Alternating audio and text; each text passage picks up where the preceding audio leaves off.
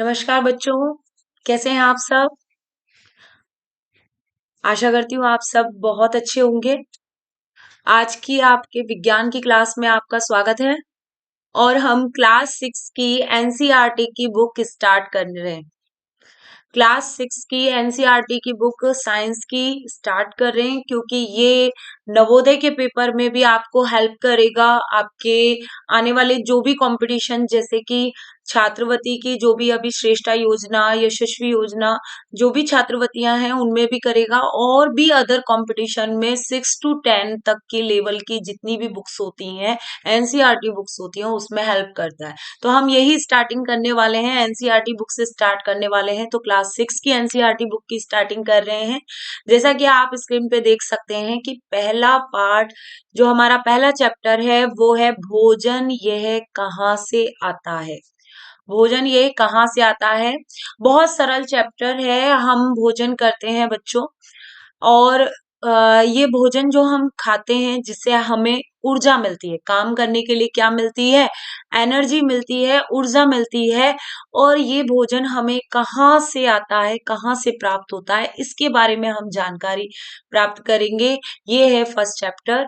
तो देखिए, तो आपसे यही क्वेश्चन इसमें पूछा गया है कि आपने क्या आज घर में खाया। आज आपने क्या घर में खाया। तो आप सभी बच्चे अपने अपने दिमाग में सोचिए कि आज आपने क्या खाया है। तो किसी ने रोटी सब्जी और किसी ने कुछ और दाल चावल या कुछ और खाया है। जैसे हमारे स्कूल्स में आज शनिवार है और शनिवार के दिन आज स्कूल में सब्जी चावल बने हैं तो बच्चों ने वो भी खाया है। और कुछ बच्चों ने जो भी उनके घर में बना है दाल बाटी और या फिर इडली सांभर जो भी, तो आज उन्होंने जो भी खाया है आप सब मुझे ये कमेंट करके जरूर बताइए कि आज आपने क्या खाया है। और देखिए यहाँ पे तो पता लगाइए कि आपके दोस्तों ने आज क्या खाया है। यानी ये भी इसमें क्वेश्चन किया गया है कि आपने क्या खाया है वो भी और आपके दोस्तों ने क्या खाया है। और क्या आपने कल और आज एक ही प्रकार का आहार लिया है। यानी कि अगर आपने एक ही प्रकार की सब्जी खाई है और वही रोटियां ही खाई हैं, या क्या यह सत्य है कि अलग अलग समय में हम भिन्न भिन्न प्रकार का आहार लेते हैं। और हमारे दिमाग में एक क्वेश्चन जरूर आना चाहिए, क्या हम अलग अलग समय पर अलग अलग खाना खाते हैं। देखिए, जैसे कि सुबह सुबह हम नाश्ता करते हैं तो नाश्ते में क्या लेते हैं, पराठा लेते हैं, या हम नाश्ते में दूध लेते हैं, दूध के साथ शायद बिस्किट लेते हैं, या फिर हमने सैंडविच लिया या कुछ और भी चीजें ली, पोहा खाया। ये सुबह का नाश्ता हो गया। और फिर उसके बाद हम दोपहर के टाइम पर लंच करते हैं, दोपहर का खाना करते हैं। तो दोपहर के खाने में हम क्या खाते हैं, और फिर उसके बाद हम शाम को फिर दोबारा से कुछ थोड़ा बहुत स्नैक स्नैक लेते हैं, या फिर चिप्स हो गया, या कुछ छोटा मोटा फल फल ले लेते हैं या कुछ। तो ये सारी चीजें क्या है, हम टाइम टू टाइम अपने आहार क्या है, आहार मतलब खाने के टाइम पर हम ये सारी चीजें क्या करते हैं बच्चों, बदलते रहते हैं। बदलते हैं कि नहीं है, हमारा खाना ऐसा नहीं होता है, एक जैसा नहीं होता है। और वो क्या है, बदलता है। कभी दूध ले लिया, कभी दूध दलिया ले लिया, या पोहा ले लिया, या फिर हमने कुछ इडली सांभर खाया है, या कुछ पराठे खा रहे हैं, या रोटी सब्जी। इस तरीके से हमारा चल बदलता रहता है। चावल खाया, दाल चावल। तो इस तरीके से हमारा क्या है, आहार वो एक प्रकार का तो होता नहीं है। तो देखिए, जहां पे इसमें जैसे किताब में इसमें दे रखा है विभिन्न खाद्य पदार्थ, जिसमें क्रियाकलाप दे रखा है। क्रियाकलाप पहला जो दे रखा है, देखिए आप, तो विद्यालय में अपने दोस्तों से उन खाद्य पदार्थों की जानकारी प्राप्त कीजिए जो वे पूरे दिन में खाते हैं। यदि वे विभिन्न राज्यों के रहने वाले हों तो उसमें उनसे भी ये जानकारी प्राप्त करने का प्रयास कीजिए कि अपनी नोटबुक की सारणी में और तथा तरह यथासंभव अधिक से अधिक दोस्तों द्वारा खाए जाने वाले विभिन्न खाद्य पदार्थों की जानकारी प्राप्त कर सूचीबद्ध कीजिए। ये सूची बनानी है इसमें कि दोस्तों के पहले नाम लिख लीजिए। ये आप कर सकते हैं।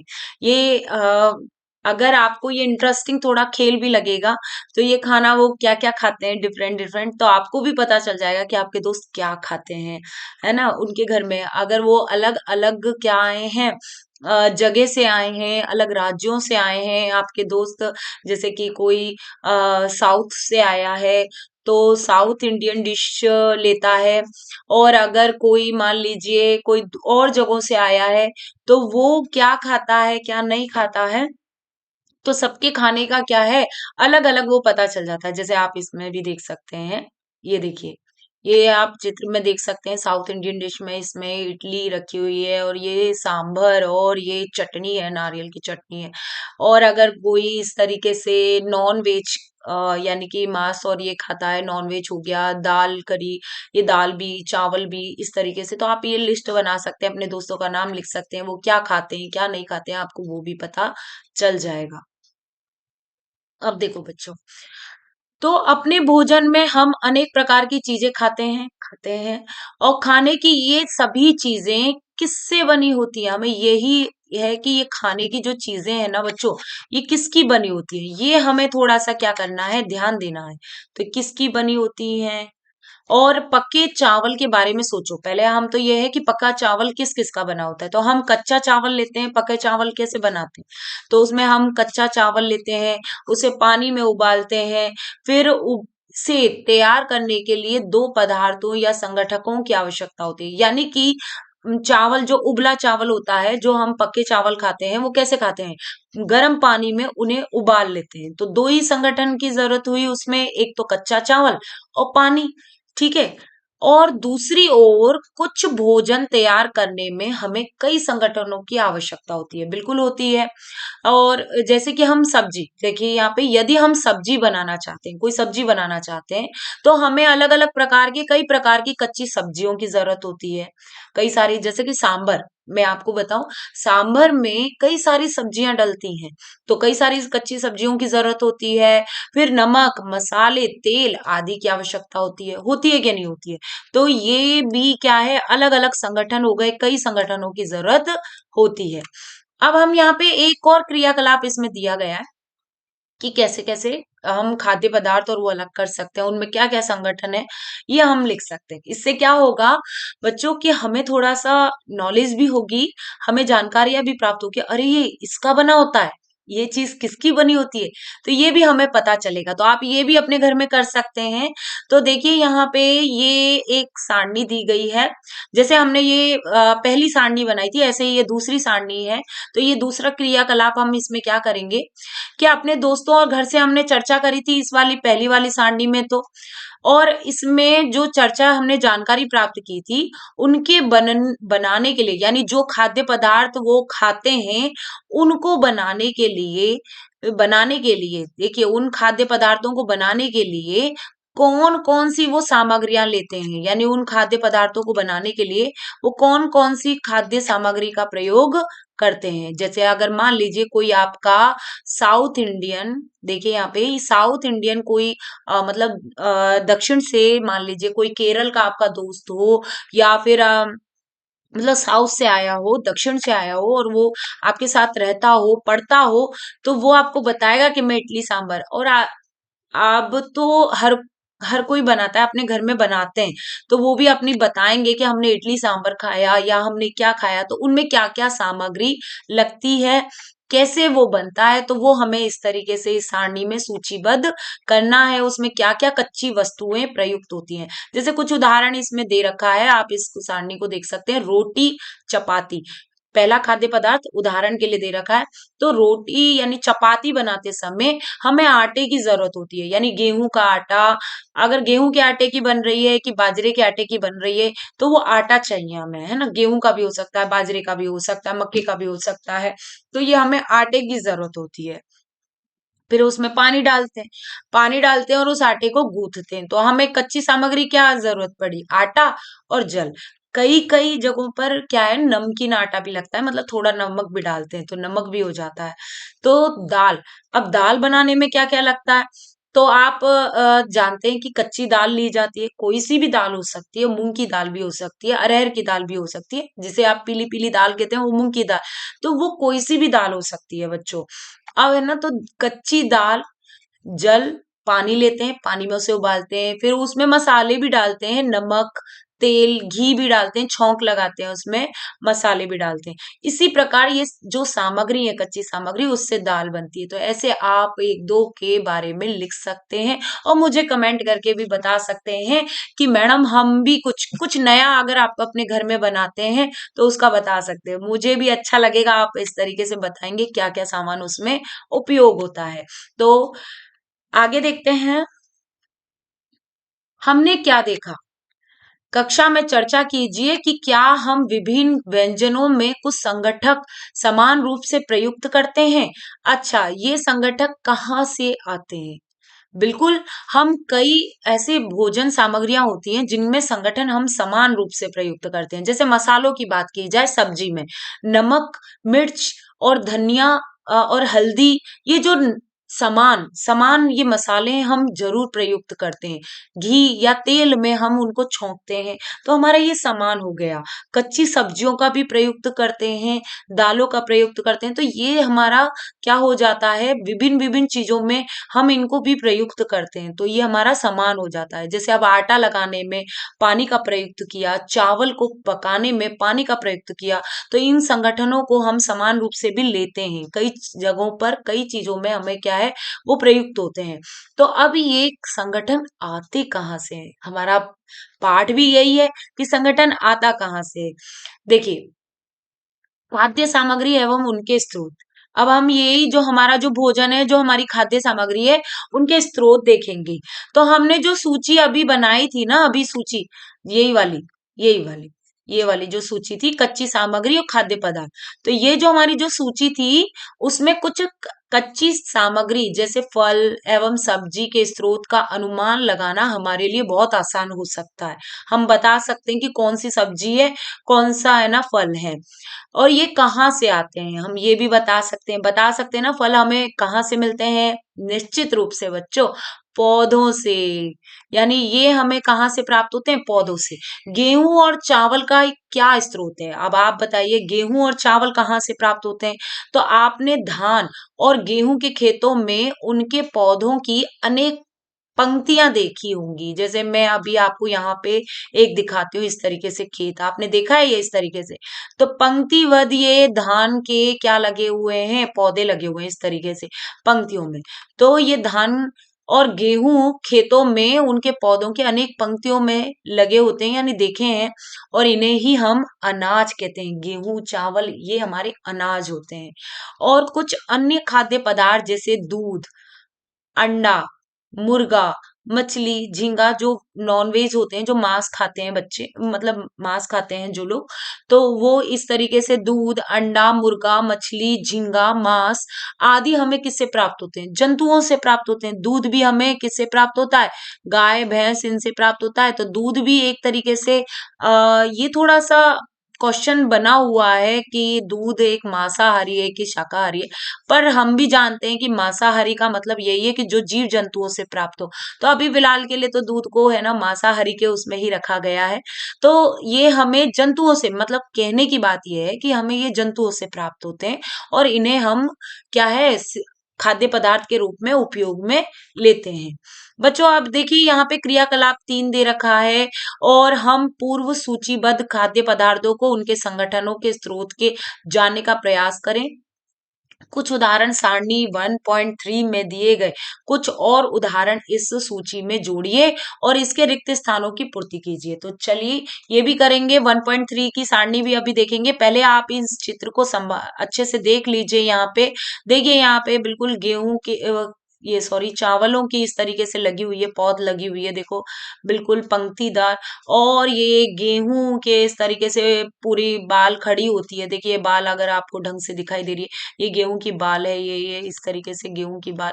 और इनको क्या है, जब इनकी बालों को काट के और इस तरीके से बाहर, मतलब भर के एकदम इनको अनाजों को इकट्ठा करके बोरियों में इकट्ठा करके ले जाया जाता है। अब यहाँ पे आप देख सकते हैं कि ये फल प्राप्त हो रहा है, ये हमें दालें, ये देखो हमें अंडे किससे प्राप्त हो रहे हैं, मुर्गी से प्राप्त हो रहे हैं, यानी जीव से प्राप्त हो रहे हैं।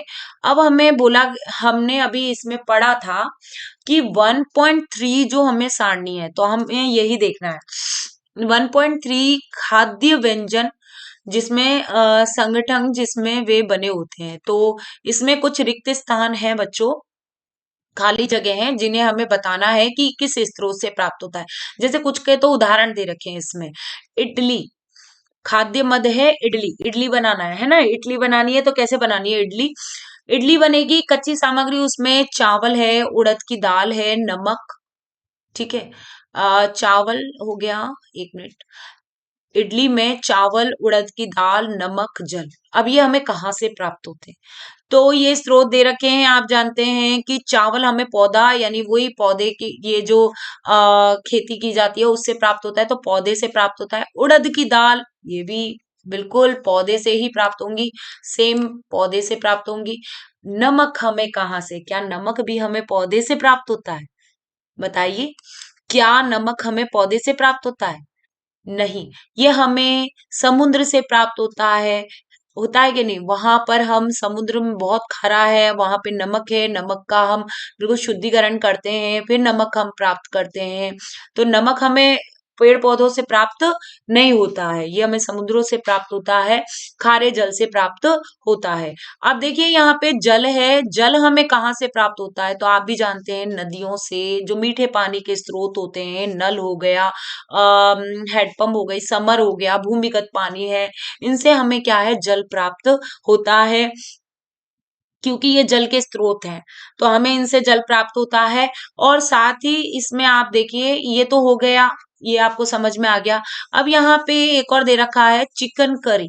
अब ये किसे, अब ये मांसाहारी खाद्य पदार्थ है, तो इसमें चिकन, चिकन किसे प्राप्त हुआ? जंतु से भाई, जो मांस है वो जंतु से प्राप्त होगा। अब मसाला, मसाले तो कुछ पेड़ पौधों से भी मिलते हैं, कुछ पौधों से प्राप्त होते हैं हमें मसाले। जैसे कि मिर्च, मिर्च है तो लाल मिर्च, जो वो हरी मिर्च होती है, फिर वो लाल हो जाती है, पक जाती है, तो उनको सुखाते हैं लाल, और फिर उन्हें पीसते हैं, तो मिर्च का मसाला।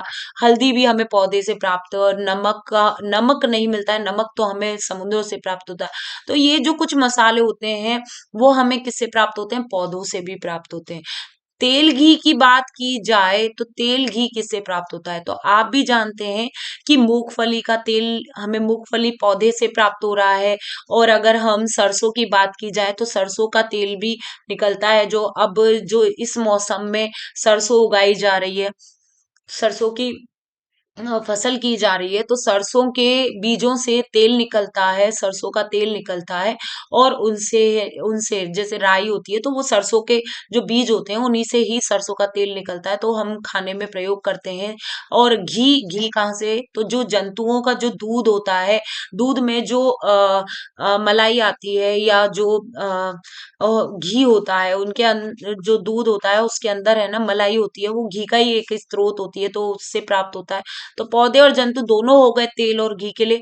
जल हमें कहाँ से प्राप्त होता है? तो अभी बता दिया, भूमिगत जल, जो जल के स्रोत होते हैं, नल हो गया, भूमिगत जल हो गया, नदी, तालाब, ये मीठे पानी के जो स्रोत हैं उनसे।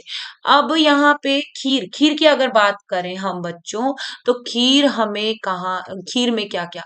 तो दूध, दूध वही हमें जंतु से प्राप्त हो रहा है। चावल, चावल हमें पौधे से। तो चीनी कहाँ से प्राप्त हो रही है? आप भी जानते हैं चीनी किससे, वो भी पौधे से ही है, गन्ना है, गन्ने से क्या बनाई जाती है? चीनी बनाई जाती है, है ना, गन्ने से जो शुगर है, शुगर कैन, तो यानी कि शुगर कैन नाम है उसका गन्ने का, तो शुगर बनाई जा रही है, यानी कि चीनी बनाई जाती है तो गन्ने से। तो इस तरीके से आप समझ गए होंगे कि ये कहाँ से हमें प्राप्त होते हैं। चलिए नेक्स्ट, इसमें हम नेक्स्ट भी देखेंगे, क्रियाकलाप 3 से हम ये क्या निष्कर्ष निकालते हैं? क्रियाकलाप जो 3 हमने पढ़ा है अभी, उसमें हम क्या निष्कर्ष निकालते हैं कि पौधे विभिन्न खाद्य संगठनों की, जैसे कि अन्न, सब्जी और फल इत्यादि के स्रोत हैं। पौधे तो हमें देखिए अन्न मिल रहा है, उनसे अनाज मिल रहा है, सब्जियां मिल रही हैं, फल भी हमें पौधे से प्राप्त हो रहे हैं। जंतुओं से हमें दूध, मांस, अंडे और अन्य जातव उत्पाद मिलते हैं। जातव उत्पाद का मतलब होता है जंतुओं से बने हुए उत्पाद, यानी जंतुओं से जो हमें प्राप्त हो रही है चीजें, जो हमें जंतुओं से प्राप्त होती है उन्हें जातव कहते हैं, जातव उत्पाद। और गाय, बकरी, भैंस दूध देने वाले कुछ सामान्य पशु हैं। ये दूध देते हैं। और दूध एवं विभिन्न दुग्ध उत्पादन जैसे कि मक्खन, अब दूध से ही मक्खन बन रहा है, घी बन रहा है, क्रीम निकल रही है, पनीर बन रहा है, दही बन रहा है, ये हमें दूध से ही क्या है बनता है। तो इससे दही का उपयोग संसार के प्रत्येक क्षेत्र में किया जाता है, सभी लोग इसका उपयोग करते हैं। क्या आप कुछ अन्य जंतुओं के नाम बता सकते हैं जो हमें दूध देते हैं? सोचिए, मैं अभी आपको इसका आंसर बताने वाली हूँ बच्चों, क्योंकि है ना, आप भी सोचिए। इसमें बता दिया गया है कि गाय, भैंस और बकरी, ठीक है, गाय, भैंस, बकरी से हमें क्या मिलता है? दूध मिलता है। और भी कोई ऐसा है जिससे हमें दूध मिलता है? हाँ, बताइए। ऐसा कोई और जंतु जिससे दूध मिलता है? बिल्कुल, आपके दिमाग में आ रहा होगा, भेड़ आ रही होगी आपके दिमाग में, ऊंट आ रहा होगा। हाँ, उनसे भी दूध प्राप्त होता है, ऊँटनी का दूध होता है। ज्यादा देर नहीं चलता है वो दूध, फायदेमंद करता है जब भाई जंतुओं का दूध है। पर लेकिन है ना, यही है कि ज्यादा देर उसको खुले में रखते थे तो वो खराब हो जाता है दूध, उसमें जल्दी कीड़े लग जाते हैं। तो जो ऊँटनी का दूध है वो तुरंत पी लेना होता है, निकाल के तुरंत। और इसी तरीके से भेड़ का भी दूध, तो ये भी क्या है, प्राणी दूध देते हैं। तो ये आपको समझ में आ गया होगा। आगे देखिए, भोजन के रूप में पौधे के भाग और जंतु उत्पाद, यानी अब हम पौधे के भाग देखेंगे बच्चों, और जंतुओं के क्या उत्पाद हैं। तो पौधे हमारे भोजन का एक मुख्य स्रोत है, ये आपको समझ में आ गया। हम पौधे के कौन से भाग का उपयोग खाद्य पदार्थ के रूप में करते हैं? आप बताइए, कौन से पदार्थ का, कौन सा भाग पौधे का करते हैं? हम पत्तियों वाली अनेक सब्जियां खाते हैं, पालक खाते हैं। अब तो बहुत चल रहा है, सर्दी सर्दी का मौसम है और सर्दी के मौसम में पालक आ रहा है खूब, बथुआ आ रहा है खूब। बथुआ तो एक खरपतवार है, ठीक है, तो बथुए की भी तो हम पत्तियां उपयोग में ले रहे हैं। और मूली है, मूली की पत्तियों का यूज करते हैं, हम उपयोग करते हैं। और पालक की और भी है, चना है, चना का साग बनता है। तो मेथी है, मेथी, चना, पालक, ये सभी क्या है, पत्तेदार सब्जियां हैं, उनके पत्तों को खाते हैं। तो सब्जियों के हम क्या कर रहे हैं, इनकी पत्तियों को भी खाने में उपयोग में ले रहे हैं। कुछ पौधे के फलों को भोजन के रूप में खाते हैं। कभी हम जड़, कभी तना, तो कभी पुष्प भी भोजन के रूप में खाते हैं। अब कुछ पौधों की हम जड़ भी खाते हैं, जड़ जो खाद्य रूप में रूपांतरित हो जाती हैं। जैसे कि बच्चों, मैं अभी आपको यहीं पे आपकी कंफ्यूजन को दूर कर देती हूँ कि कौन कौन सी जड़ों को हम खाते हैं। तो देखिए, जैसे गाजर है, गाजर जड़ है, गाजर क्या है, जड़ है। जड़ के बारे में हम पढ़ेंगे आगे, और अगर नहीं समझ में आ रहा है, आप मेरी पिछली क्लासेस देख सकते हैं, मैं बता चुकी हूँ उसमें कि दो प्रकार की जड़ें होती है, मुसला जड़ और अपस्थानिक, उनको भी हम देखेंगे। पहले आप बस इतना समझिए, गाजर एक जड़ है, मूली जड़ है, शलजम जड़ है, और शकरकंदी जड़ है। तो ये जड़ों को हम क्या करते हैं, खाद्य पदार्थ के रूप में उपयोग में लेते हैं। हम तने को भी लेते हैं, तना, आलू, भाई आलू क्या है, आलू, अदरक, अरबी, ये तने हैं, स्कंद के रूप हैं, ये तने के रूप ही हैं। तो तने को भी हम खाने में कर रहे हैं। कभी पुष्प भी भोजन के रूप में खाते हैं, कुछ पुष्प की सब्जी भी बनती है भाई भोजन के रूप में, उसका भी हम क्या करते हैं, प्रयोग करते हैं। और अब आप ही मुझे कमेंट में लिखेंगे ऐसे कौन सा पुष्प है जिसको हम क्या करते हैं, खाने के रूप में प्रयोग करते हैं। जब आप मुझे ये बता देंगे आंसर, तो मैं कमेंट जरूर करूंगी, आपको बताऊंगी कि आप सही है कि गलत है। तो आप मुझे जरूर मतलब कमेंट में बताएंगे कौन से पुष्प को हम, मतलब पुष्प को भोजन के रूप में खाते हैं। अच्छा, तो ये देखिए, कभी आपने सीताफल यानी काशी फल के फलों को चावल चावल की पिट्ठी में डुबोकर, ये तो मैंने भी नहीं किया, पर लेकिन पिट्ठी में डुबोकर व तल कर पकौड़ी बनाकर खाया है। यानी एक फल है सीताफल, सीताफल आता है जो यहाँ उत्तर प्रदेश के उधर इलाकों में मिलता है, जो एमपी साइड से जुड़े होते हैं कुछ, इधर मिलता है। अच्छा होता है खाने में, थोड़ा सा आप भी सर्च करना थोड़ा सा गूगल पे कि ये सीताफल कैसा होता है देखने में, तब आपको पता चल जाएगा। तो उसको उसके फूलों को, सीताफल के फूलों को चावल की जो पिट्ठी होती है, पिट्ठी मतलब उसको गोल एकदम मुट्ठी में इस तरीके से, वो जो होती है ना पिट्ठी सी, उसमें डुबो के डुबो कर और तल कर पकौड़ी बनाकर खाया है। इसका प्रयत्न कीजिए, मतलब खाइए, मतलब आपको अच्छा लगे तो आप ये जरूर कीजिए। कुछ पौधों के दो या दो से अधिक भाग खाने योग्य होते हैं। बिल्कुल, कुछ पौधों के दो या दो से अधिक भाग हम क्या है खाने में उपयोग ले सकते हैं। और उदाहरण के लिए जैसे कि सरसों, अभी देखिए यहाँ पे बच्चों उदाहरण के लिए सरसों ली जा रही है। सरसों, सरसों के बीज से हमें तेल प्राप्त होता है, ठीक है। सरसों का जो बीज होता है उससे हमें तेल प्राप्त होता है, सरसों का तेल प्राप्त होता है। एवं इसकी पत्तियों का उपयोग साग बनाया जाता है। सरसों के पत्तियों का भी साग बनता है, ठीक है। तो वो साग भी बनाते हैं, उसमें प्रयोग करते हैं। और क्या आप केले के पौधे के विभिन्न भागों के बारे में सोच सकते हैं जिन्हें हम भोजन के रूप में लेते हैं? क्या आप किसी अन्य पौधे के बारे में सोच सकते हैं जिसके दो या अधिक भाग खाए जाते हैं?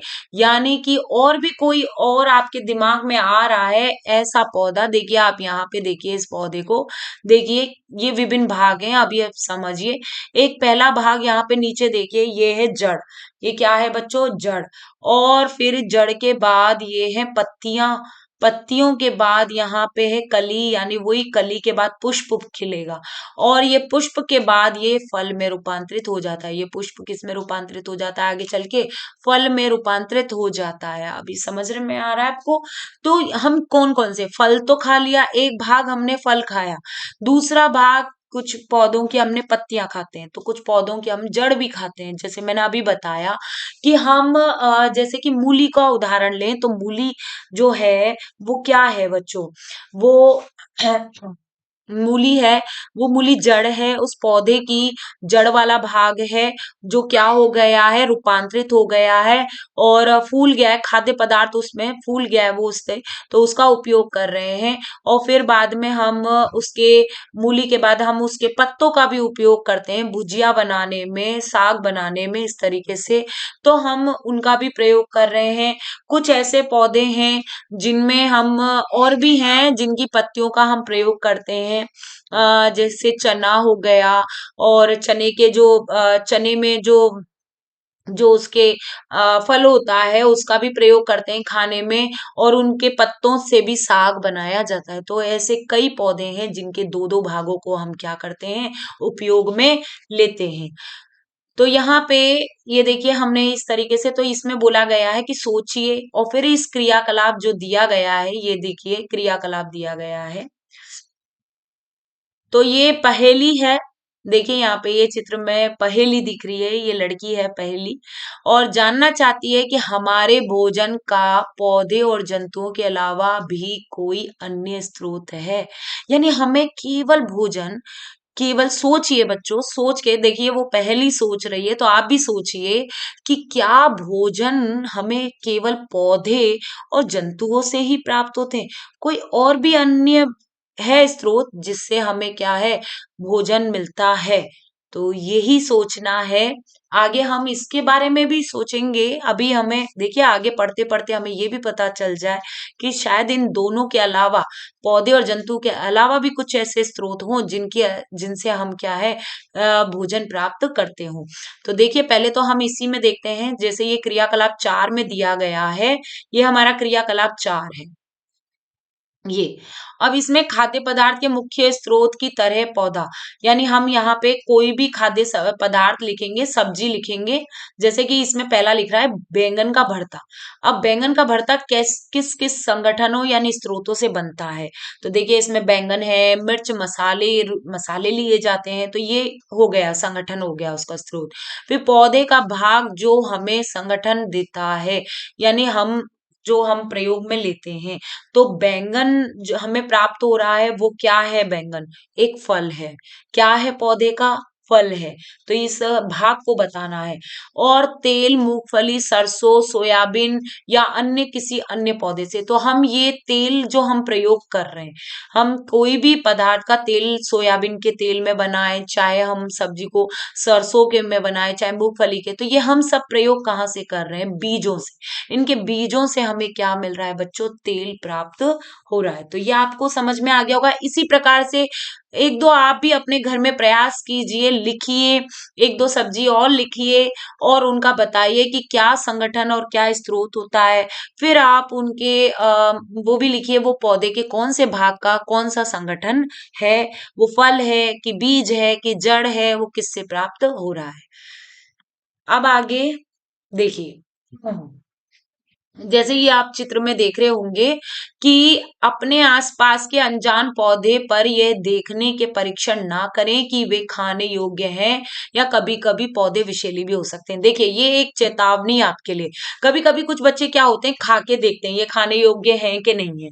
जैसे कि चने का साग है, तो चने की पत्तियां तोड़ के खाते हैं तो स्वाद लगती है खाने में, ठीक है, वो खा के देखते हैं। तो आप इस सभी पत्तों को नहीं खा सकते भाई, सभी पौधों की पत्तियों को आप खा के नहीं देख सकते कि वो खाने योग्य हैं कि नहीं है। कभी कभी क्या होती है, वो जहरीली भी होती है। जैसे कि आक का पौधा, आक का पौधा जहरीला होता है, उसके लेटेक्स निकलता है, दूध जैसा पदार्थ निकलता है, वो जहरीला होता है। तो आप ऐसी पत्तियों को, सभी पत्तियों को खा के नहीं देख सकते, ना चख के ना छू के। कभी कभी छूने से भी चीजें हो जाती हैं। तो इस तरीके से जिन पत्तियों के बारे में आप जानते हैं अच्छे से, उन्हीं के बारे में आप सोचें, वरना किसी भी पत्तियों को ऐसे खा के या चख के नहीं देखना चाहिए। देखिए अब हम क्रियाकलाप 5 पे देखते हैं। ये क्रियाकलाप 5 है, मूंग अथवा चने के कुछ सूखे बीज लीजिए। अब इनमें से कुछ बीजों को जल से भरे हुए एक पात्र में डाल दें। अब हम जर्मिनेशन यानी कि इनका अंकुरण देखेंगे। देखिए मूंग की, ये देखिए मूंग की कटोरी में मूंग की, हम चावल उससे भी करते हैं ना, सो बच्चों, हम चने, चने से भी तो ये करते हैं। चने को अगर पानी में भिगो दिया जाए रात में, तो सुबह क्या देखते हैं, उसमें अंकुरण देखते हैं इस तरीके का। तो इसी तरीके से मूंग की ये दाल है, ये एक साबुत दाल है, मूंग की दाल हरी वाली साबुत दाल है ये। इस मतलब छिलका उतर जाता है तो अंदर से ये पीली पीली निकलती है, तो ये साबुत दाल है। अब इस बीजों को जल से भरे हुए एक पात्र में, यानी पानी से भरे हुए पात्र में डाल दें और 1 दिन के लिए इनको छोड़ दें। छोड़ने के बाद अगले दिन जल का पूरी तरह से निकाल दें, जल को निकाल दें और बीजों को गिलास में रहने दें, उसी में रहने दें, बर्तन में, जिस बर्तन में डाला था उन्हें एक गीले कपड़े में लपेट कर एक और मतलब एक और रख दें, मतलब दूसरी साइड रख दें। तो यानी उन्हें गीले कपड़े में लपेट दें। अब क्या आप बीजों में कुछ परिवर्तन देखते हैं? क्या एक छोटी सी सफेद संरचना बीज के बाहर निकल आती है? देखिए बिल्कुल निकल आई है, ये चित्र में भी दिखाया गया है कि एक सफेद सी संरचना बीज में से बाहर निकल आई है। इसको बच्चों अंकुरण कहते हैं, यानी बीज में से ये क्या निकल रहा है, ये इनका जर्मिनेशन हो गया है, अंकुरण हो गया है, पौधा बनना स्टार्ट हो गया। भाई बीज से ही तो नया पौधा बनता है। इसी तरीके से तो यदि, हाँ, तो बीज अंकुरित हो गए। समझ में आया बच्चों, बीज क्या हो गए, अंकुरण हो गया उनका, अंकुरित हो गए। यदि अगर इस तरीके से उनमें नहीं निकल रहा है सफेद सा वो, तो नहीं निकल रहा है, तो बीजों को पानी में धोएं, पानी निकाल दें और गीले कपड़े से ढककर अगले दिन के लिए उन्हें छोड़ दें। अगर ये 1 दिन में नहीं होता है और इस तरीके से नहीं निकलता है उनमें अंकुरण, तो आप फिर दोबारा से उनको पानी में धोएं। दोबारा पानी, भाई पानी चाहिए, एक अनुकूलन दिशा, मतलब दशाएं चाहिए, अनुकूल दशाएं, यानी एक ऐसा वातावरण चाहिए बीजों को भी कि उनके लिए अनुकूलित होना चाहिए, अंकुरण होने के लिए, जर्मिनेट करने के लिए। तो धोएं, पानी निकाल दें, गीले कपड़े से ढककर अगले दिन के लिए भी छोड़ दें। क्या उस दिन आपको बीजों से बाहर निकलता हुआ एक छोटा सा अंकुरण दिखाई देता है? ये हमें ध्यान दें। अब अंकुरों को सावधानी से धोकर आप इन्हें खा सकते हैं, आप इनको खा सकते हैं, ये बहुत फायदेमंद होते हैं क्योंकि अंकुरण हो रहा है और जो सफेद संरचना निकली है वो भी आप उसको खाएंगे, वो भी आपको बहुत ज्यादा पोषण देगा। ये उबाले भी जा सकते हैं, हम इनको उबाल सकते हैं, इनको हम थोड़ा सा हल्का सा छौंक भी सकते हैं, मसाले में चटपटा बना सकते हैं, स्वादिष्ट एकदम चाट की तरह, है ना। तो इन्हें कुछ मसाले मिलाने पर खाने योग्य, स्वादिष्ट या चटपटा बना सकते हैं। तो देखिए, ये देखिए यहाँ पे ये दाल थी। अब देखिए यहाँ पे चित्र में चना, चना देख रहे होंगे, और देखिए ये सफेद सफेद अंकुरण। क्या आप जानते हैं कि शहद कहाँ से आता है? अब देखिए बच्चों, इसमें हमें ये भी चीज समझनी है कि शहद कहाँ से आता है। शहद को भी तो हम खाने में उपयोग में ले रहे हैं। तो यह यह कैसे उत्पादित होता है? क्या आपने एक मधुमक्खी का छत्ता देखा है? क्या आपने छत्ता देखा है? किस किसने छत्ता देखा है? जल्दी से मुझे कमेंट करके बता दीजिए कि हाँ, हमने छत्ता देखा है। जहां बहुत सी मधुमक्खियां भिन भिन आती हैं और भिन भिन करती हैं, मतलब इधर से उधर जाती हैं, तो समझ लीजिए उधर छत्ता है।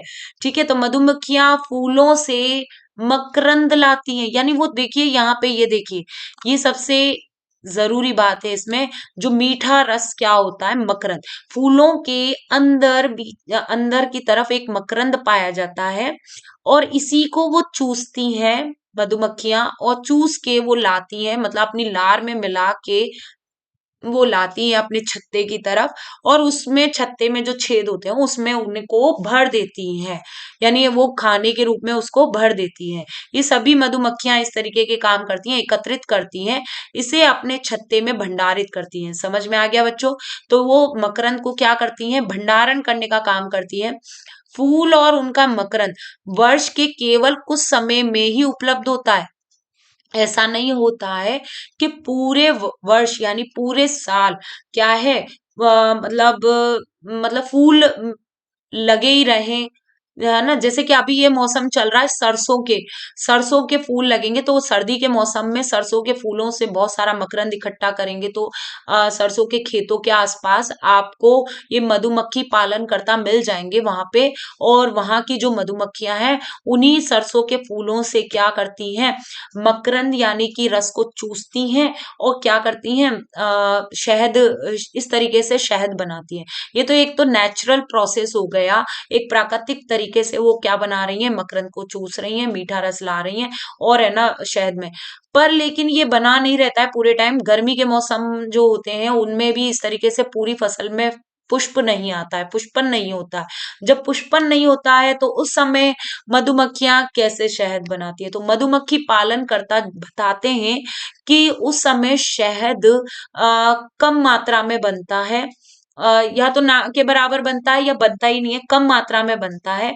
पर मधुमक्खियां और उनके लालन पोषण के लिए क्या किया जाता है? उनको चीनी और उसका घोल दिया जाता है मधुमक्खियों को, और उनको शहद, भाई वो एक बात समझिए, एक वो नेचुरल प्रोसेस से क्या करती है? वो शहद इकट्ठा करती है, ताकि उन्हें भी पता है, मधुमक्खियों को भी पता है कि ये हमारे लिए पूरे टाइम नहीं रहेगा, तो है ना, हमें जिस टाइम पे पुष्प नहीं होंगे, वो उनका भोजन है, शहद भी तो उनका भोजन है, तो फिर वो उस समय क्या करेंगी? उस समय भी तो धीरे धीरे उनको भी पोषण के लिए जरूरत है। तो उस समय पर क्या है, जो मधुमक्खी पालन करता होते हैं वो तो पूरा शहद ले लेते हैं, तो अब मधुमक्खियों के लिए तो नहीं, तो उनके पोषण के लिए उस समय पर क्या करते हैं? ये जो पालन करता होते हैं वो उन्हें चीनी और उसका चीनी पानी का घोल देते रहते हैं, चीनी का घोल देते हैं, जिससे क्या है, उनके पोषण की पूर्ति बनी रहती है। अब देखिए इसमें इसे छत्ते में भंडारित करती रहती है। फूल और उनका मकरंद वर्ष के केवल कुछ समय में ही रहता है, तो ये मैंने आपको समझा दिया। मतलब पूरे के पूरे वर्ष नहीं रहते हैं फूल, इस वजह से कुछ समय के लिए ही होते हैं। अतः मधुमक्खियां इस मकरंद का भंडारण कर लेती हैं, यानी पहले ही जो पुष्प उगते हैं उसी समय मकरंद का भंडारण कर लेती हैं, ताकि पूरे वर्ष इसका उपयोग किया जा सके। समझ में आया? तो ये भी उस शहद का प्रयोग करती हैं, भाई जो मकरंद होता है उसको वो बाद में ले सके उपयोग। पर मधुमक्खी पालन करता क्या होते हैं? भाई पूरा शहद अपने उपयोग में ले लेते हैं। अब उनको वो क्या देते हैं गर्मी के टाइम पे, या जिस समय पुष्पन नहीं होता है, तो उस समय क्या देते हैं? वो उन्हें वही चीनी का घोल देते हैं। हम ऐसे छत्तों में मधुमक्खियों द्वारा भंडारित भोजन का शहद के रूप में उपयोग करते हैं। और शहद हम, भाई हमारे लिए भी जरूरी होता है, कई दवाइयों में भी प्रयोग होता है शहद का, तो शहद फायदेमंद होता है। सर्दियों के टाइम पे शहद खाने में गर्मी भी मिलती है, तो शहद एक क्या है, बहुत मतलब एक तरीके से कहा जाए नेचुरल मीठा है वो नुकसान नहीं करता, वो एकदम फायदा करता है। तो वो शहद भी हमारे लिए जरूरी होता है, इन छत्तों से ही हमें प्राप्त होता है। तो देखिए ये बच्चों, नेक्स्ट जंतु क्या खाते हैं। अब जंतु क्या खाते हैं?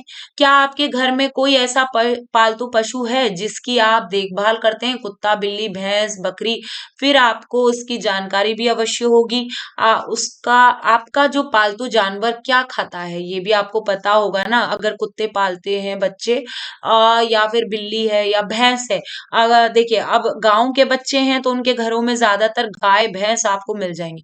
सब बच्चों से मैं टीचर हूं तो मैं सभी बच्चों से पूछती हूँ कि गाय तो बच्चे बताते हैं कि मैडम हम सानी करते हैं उनकी। सानी का मतलब ये है कि खर, जो भुस होता है, भुस मिलता है, चारा चारा जो होता है वो सूख जाता है। जैसे ये कटेंगे, गेहूं कटेंगे, बाजरा कटेंगे, तो जो चारा होता है उस चारे में क्या मिलाया जाती है? खर मिलाई जाती है। और खर किसकी बनी होती है? वही सरसों के जो बीज होते हैं, और लास्ट में जो मतलब बीजों का बिल्कुल एकदम निचोड़ के तेल निकाल लिया जाता है, तो वेस्ट जो मटेरियल होता है जो उपयोग में नहीं आता है उसी को खर कहते हैं। वो खर के रूप में काम आता है, और वही उसी से उसको गरा दी जाती है, दलिया भी बनाया जाता है। तो इस तरीके से वो उनकी क्या करते हैं, उनको मिक्स कर देते हैं, उस चारे के अंदर मिक्स कर देते हैं खर को और दलिये को। तो वो क्या कहलाता है उनका?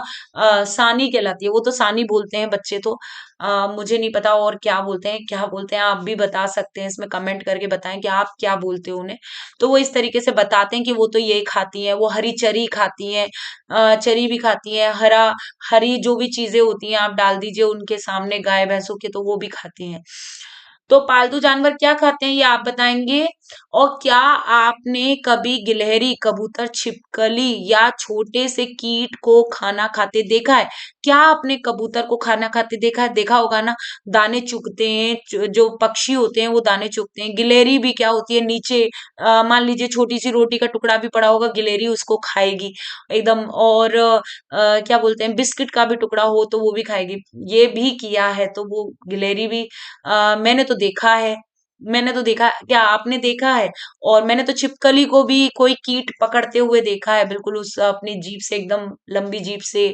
जब बरसात के टाइम पर क्या होते हैं, वो उड़ने वाले तीतरियां जो आ जाती हैं, तीतरियां समझ रहे हैं, उड़ने वाले जो आ जाते हैं, तीतरी टाइप के जो कीड़े होते हैं, उनको वो अपनी जीभ से पकड़ लेती है और उन्हें खाती है। तो ये भी देखा है। आपने देखा है तो मुझे जरूर बताइए कमेंट करके बच्चों।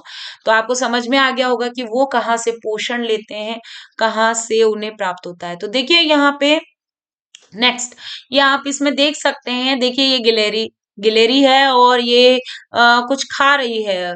भाई नीचे जमीन पे जो पड़ा रहता है उसे खाती है। अमरूद के पौधे पे, अमरूद के पौधों पे चढ़ जाती है, तो अमरूद के सारे फलों को क्या करती है, खा लेती है। कुतर कुतर के एकदम आधा आधा आधा डाल देती है। मिट्ठू जो तोता होता है, तोते जो पक्षी होते हैं वो भी ऐसे ही करते हैं। कुछ छोटे फलों को खाते हैं वो, और वो आधा आधा उन्हें कुतर देते हैं और बाकी छोड़ देते हैं। तो इस तरीके से वो अपना पोषण करते हैं। तो देखिए क्रियाकलाप 6 में सारणी 1.5 और में अनेक जंतुओं के नाम लिखे हैं। उनमें से कुछ जंतुओं द्वारा खाए जाने वाले भोजन के बारे में लिखिए और रिक्त स्थानों की पूर्ति कीजिए। ये आप कर सकते हैं बिल्कुल। देखिए भैंस क्या क्या खाती है। भैंस घास खाती है, खली खाती है। अभी ये हो सकता है खली, जो बच्चे सानी बोलते हैं वो खली हो सकता है। अब मुझे इतना इसका थोड़ा नॉलेज नहीं है कि खली क्या है, खर है कि क्या है। भूसा खाती है, बिल्कुल भूसा वही मिला के, खर खर मिला के भूसे में। और फिर उस तरीके से अनाज खाती है, पत्तियां खाती है। तो मैंने बताया चरी वरी खाती है। तो चरी क्या होती है, पत्तियां ही होती हैं, वो हरी पत्तियां उनको। तो बिल्ली क्या खाती है, ये छोटे जंतुओं को खा जाती है, चूहों को खा जाती है। तो छोटे जंतु क्या है, चूहे खा जाती है। पक्षी, पक्षियों को भी कभी कभी पकड़ लेती है, छोटे मोटे पक्षी जो होते हैं। और दूध पीती है। और बिल्ली इस तरीके से दूध पीती है। तो ये चीजें बिल्ली खाती है। चूहा क्या खाता है, शेर क्या खाता है, बाघ क्या है, मकड़ी क्या, छिपकली क्या, गाय, मनुष्य, तितली, कौवा, अन्य क्या क्या खाते हैं, ये आप मुझे लिख के भाई बताएंगे।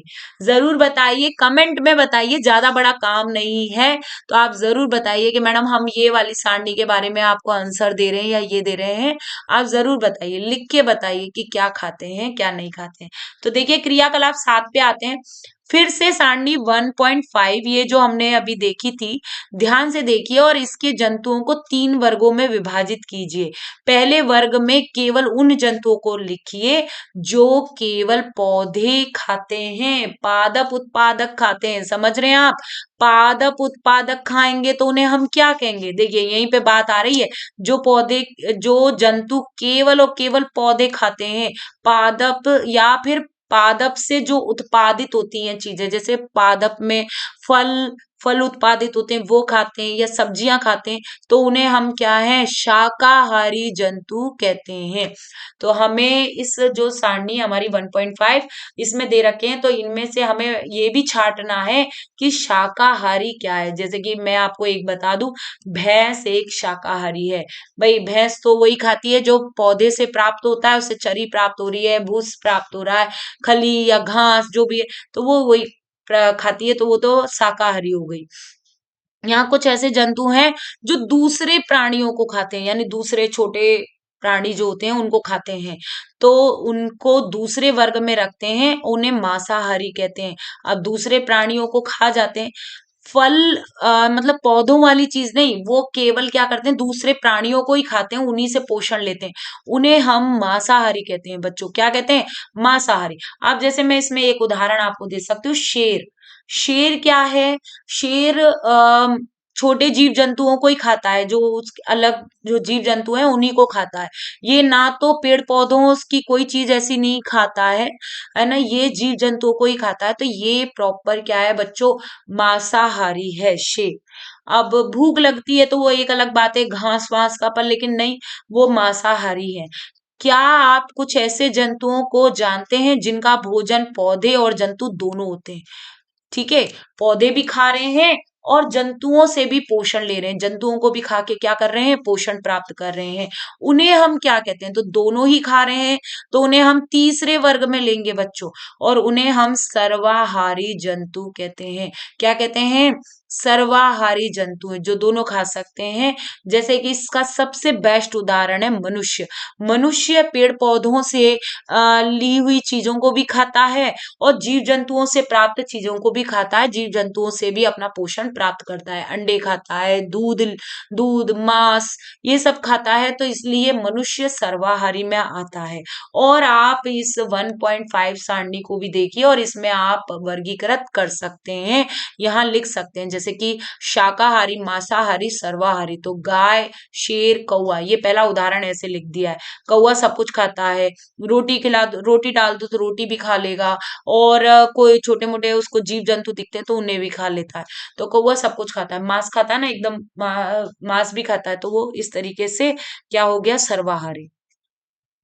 तो हमारी पहेली जानना चाहती है कि सारणी 1.6 को भरते समय मनुष्य को किस वर्ग में? तो देखिए मैंने अब भी आपको बता दिया कि मनुष्य तो सब कुछ खाता है, तो मनुष्य तो पहेली, मनुष्य तो क्या है? सर्वाहारी है। बताइए पहेली को कि मनुष्य क्या हो गया?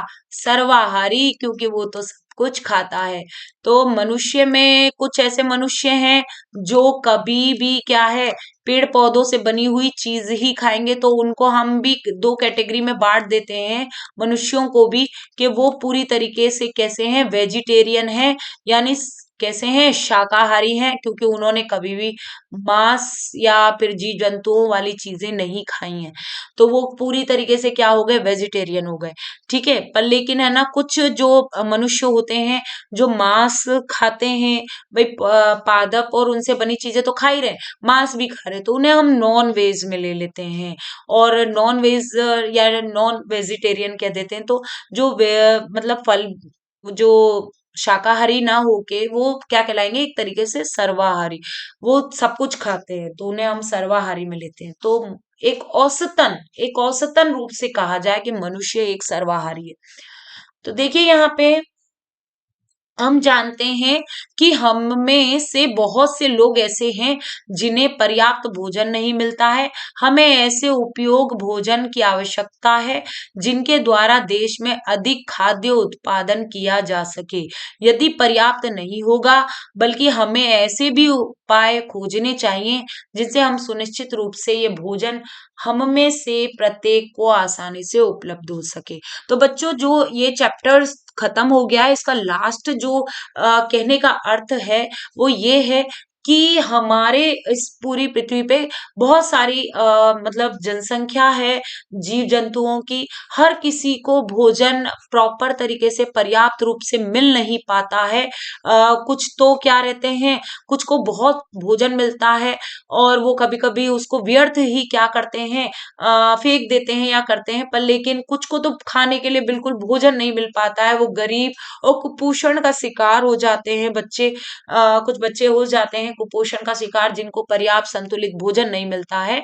तो हमें कुछ इस तरीके से तरीके अपनाने पड़ेंगे कि सभी के पास भोजन पर्याप्त रूप से मिल सके। सरकार भी इस पे काम कर रही है। हमारे सरकारी विद्यालयों में एमडीएम जो प्रोसेस है, जो एमडीएम बनवाया जाता है, मध्याह्न भोजन बनवाया जाता है, वो इसी के तहत है कि उन बच्चों को, उन गरीब बच्चों को क्या है, एक वक्त में खाना अच्छा संतुलित मिल सके। तो बच्चों, ये चैप्टर क्या हो गया है, खत्म हो गया है। हमने क्या क्या पढ़ा है, तो हम एक सारांश के रूप में इधर देख लेते हैं कि भारत के विभिन्न प्रदेशों में खाए जाने वाले भोजन में बहुत अधिक विविधता है। भाई, अलग अलग प्रकार से भोजन खाया जाता है। कहीं पर इडली सांभर का है, तो राजस्थान में सबसे ज्यादा प्रसिद्ध है, आप भी जानते हैं। दाल बाटी चूरमा है। तो कहीं पर हमारे यूपी में पूड़ियाँ ज्यादा प्रसिद्ध, कहीं पर कचौरी, कहीं पे कुछ। तो सबका एक अलग अलग खाना है। गुजराती खाना थोड़ा मीठा होता है और कहीं पर तीखा खाना होता है। पंजाबी बड़ा तीखा और ऑयली। तो ये अच्छे, मतलब अलग अलग तरीके से खाना खाते हैं सब। तो हमारे भारत देश में जैसे भाषाएं अलग अलग होती हैं, बहुत सारी विविधताएं हैं। पहनावे में विविधताएं, वैसे ही खाने में भी बहुत सारी विविधताएं पाई जाती हैं। हमारे भोजन के मुख्य स्रोत क्या है? मुख्य स्रोत तो दो ही हैं, पौधे और जंतु। और जो जंतु केवल पादप खाते हैं उन्हें हम शाकाहारी कहते हैं, ये हमने जाना। और जो जंतु केवल जंतुओं को खाते हैं उन्हें हमें मांसाहारी कहते हैं। और जंतु पादप दूसरे प्राणियों को भी खाते हैं, यानी जंतु भी मतलब पादप भी खा रहे हैं, पादपों से प्राप्त चीजें, और दूसरे प्राणियों को भी खाते हैं, उन्हें हम सर्वाहारी कहते हैं। तो बच्चों, ये जो पाठ है ये मैंने आपको पूरा पढ़ाया, आपको बताया, समझाया। इससे संबंधित जो भी प्रश्न अभ्यास हैं वो हम बाद में करेंगे, उन्हें देखेंगे। पर हमारा जो मकसद था कि इसको पूरे तरीके से पढ़ना, ये मैंने करवाया आपको। तो हम नेक्स्ट क्लास में भी इसकी कंटिन्यूअस क्लास चलाएंगे एनसीईआरटी की। हर एक चैप्टर को अच्छे से समझेंगे, पढ़ेंगे। और आज की क्लास कैसी लगी आप कमेंट में जरूर बताइएगा। और साइंस की क्लास रोज लीजिए। हिंदी और साइंस, हिंदी भी पूरे सप्ताह में हम 3 बार, मैं 3 बार क्लास ले रही हूँ, हिंदी साइंस। तो आप उनको भी पढ़िए, हिंदी की क्लासेस भी पढ़िए। मैं हिंदी व्याकरण वहां पे समझा रही हूँ, और साइंस की भी कुछ और टॉपिक्स भी डालूंगी एसएसटी से रिलेटेड, उससे भी। तो तैयारी में लग जाइए, जुट जाइए, करते रहिए मेरे साथ। मैं आपकी मैम वर्षा चाहर मैम, और मैं आपको अच्छे से और भी कैसा लगा आपको, क्योंकि मैंने आज आपको लैपटॉप की सहायता से पढ़ाया है, बिना बोर्ड और उसकी सहायता से ना करके। मैंने आपको बुक का ही पूरा आपको बताया है। तो कैसा लगा जरूर बताना। ये बिल्कुल साफ आवाज आई, बिल्कुल साफ दिख रहा है, तो ये ज्यादा बेटर क्लास लग रही है, ये भी मुझे जरूर बताना। या फिर वो बोर्ड वाली क्लास आपको बेटर लगती थी, तो वो भी मुझे बताना कि कौन सी बेटर है इन दोनों में से। ठीक है, तो आज की क्लास हम यहीं समाप्त करते हैं। ओके, नमस्कार बच्चों।